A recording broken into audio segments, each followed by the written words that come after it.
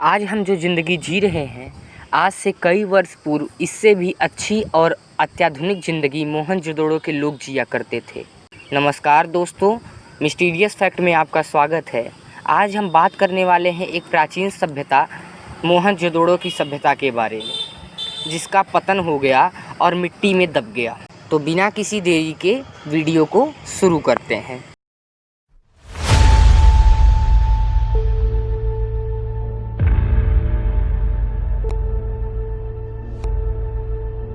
मोहनजोदड़ो का मतलब है मुर्दों का टीला। दक्षिण एशिया में बसे इस शहर का सबसे पुराना शहर माना जाता है। इतने साल पहले बना इस शहर का इतने व्यवस्थित तरीके से बनना जिसकी कल्पना भी हम नहीं कर सकते। पाकिस्तान के सिंध प्रांत में 4600 साल पहले इसका निर्माण हुआ था। खुदाई के दौरान इस शहर के बारे में लोगों को जानकारी हुई। इसमें बड़ी बड़ी इमारतें, जल कुंड, मजबूत दीवार वाले घर, सुंदर चित्र, मिट्टी के धातु के बर्तन, मुद्राएं, ईंट, तराशे गए पत्थर और बहुत कुछ चीज़ें मिली, जिससे यह पता चलता है कि यह एक व्यवस्थित शहर था। जैसा हम आज रहते हैं वैसे लोग पहले भी रहते थे, खेती किया करते थे। मिट्टी के नीचे दबे इस शहर के बारे में बहुत लोगों के अंदर उत्साह है और इस पर कई बार खुदाई का काम भी शुरू हो चुका है, लेकिन बार बार किसी न किसी कारण से बंद हो चुका। कहा जाए तो अभी सिर्फ 1/3 ही खुदाई कार्य हो पाई है। यह शहर 200 हेक्टेयर में फैला हुआ है। इस प्राचीन सभ्यता के लिए पाकिस्तान को नेशनल आइकन माना जाता है। सन 1856 में एक अंग्रेज इंजीनियर रोड बनाते वक्त इस सभ्यता को खोज निकाला था। रेलवे ट्रैक बनाने के लिए इस इंजीनियर को पत्थर की तलाश थी, जिससे वह गिट्टी बना सकता था। यहाँ के लोग उन्होंने बताया कि उन्हें बहुत मजबूत और पुरानी ईंट मिली, जो बिल्कुल आज की तरह ईंट की तरह ही बनी हुई थी। वहाँ के एक आदमी ने बताया कि यहाँ के सभी घर इन्हीं ईंटों से बने हुए हैं, जो उन्हें खुदाई में मिलते हैं। तब इंजीनियर समझ गया यहाँ की कुछ चीज़ें प्राचीन से जुड़ी हुई हैं। इस इंजीनियर को सबसे पहले सिंधु नदी के पास बने सबसे पुरानी सभ्यता के बारे में पता चला। सिंधु नदी के पास होने के कारण इस स्थान को सिंधु घाटी की सभ्यता के नाम से भी जाना गया। इस प्राचीन सभ्यता का पहले एक और प्राचीन सभ्यता थी, जो इजिप्ट में थी। यह बात पुरातात्विक वेदताओं द्वारा कही गई है। सिंधु घाटी की सभ्यता लगभग 2600 ईसा पूर्व से 3000 ईसा पूर्व तक थी। इस सभ्यता में कुछ अर्बन सेंटर्स थे, जैसे मोहनजोदड़ो, कालीबंगा, लोथल, हड़प्पा, धोलावीरा। मोहनजोदड़ो इन सब में सबसे अग्रिम शहर था। उस समय यह सबसे बड़ा व्यवस्थित शहर माना जाता था, इसलिए पुरातत्व ने इसकी सबसे पहले खोज करी, इसके बारे में आध्यात्मिक जानकारी इकट्ठित की।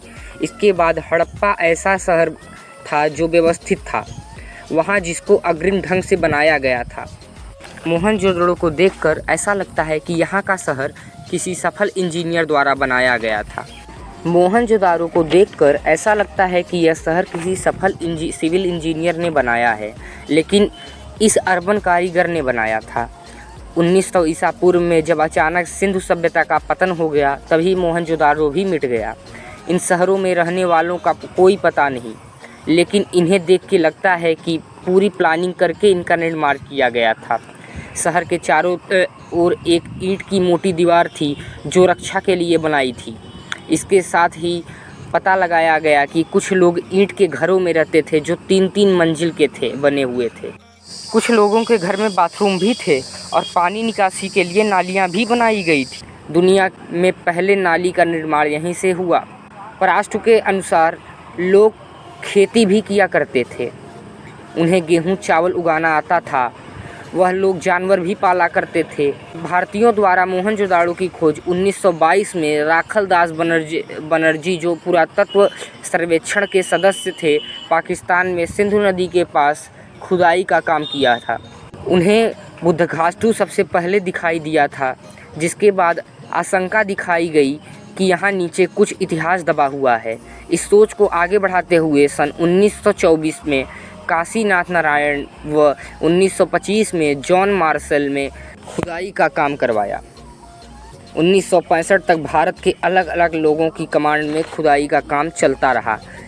इसके बाद इसको बंद करा दिया गया और कहा गया कि खुदाई की वजह से प्रकृति को नुकसान हो रहा है। मोहनजोदाड़ो की विशेषताएं क्या हैं? खोज के दौरान पता चला था कि यहाँ के लोग गणित का भी ज्ञान रखते थे। उन्हें जोड़ घटाना मापन सब आता था।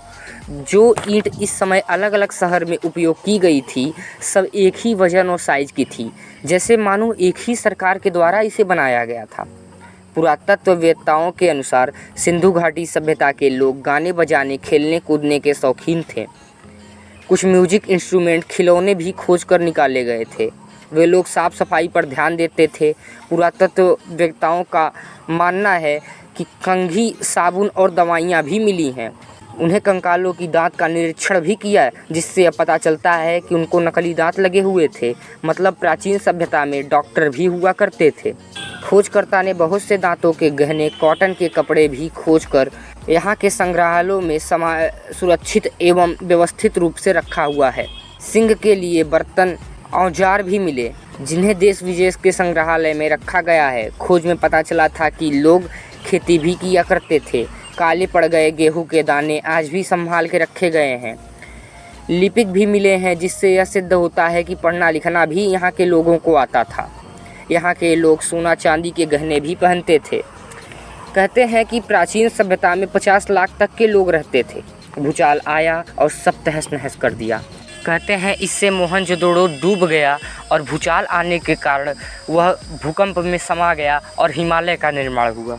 कुछ खोज से पता चलता है कि उस समय वहां रहने वालों के दुश्मन भी हुआ करते थे। कुछ हमलावरों ने वहां हमला कर पूरे शहर को तहस नहस कर दिया। पुरातत्व वाले और खोजकर्ता वाले आज भी लगे हुए हैं पता करने में कि कैसे इस शहर का निर्माण हुआ, कैसे वहां के रहने वाले लोगों ने अग्रिम सभ्यता का निर्माण किया और कैसे उनका अंत हुआ। इन सवालों के जवाब के लिए पुरातत्व खोजताओं की खोज जारी है।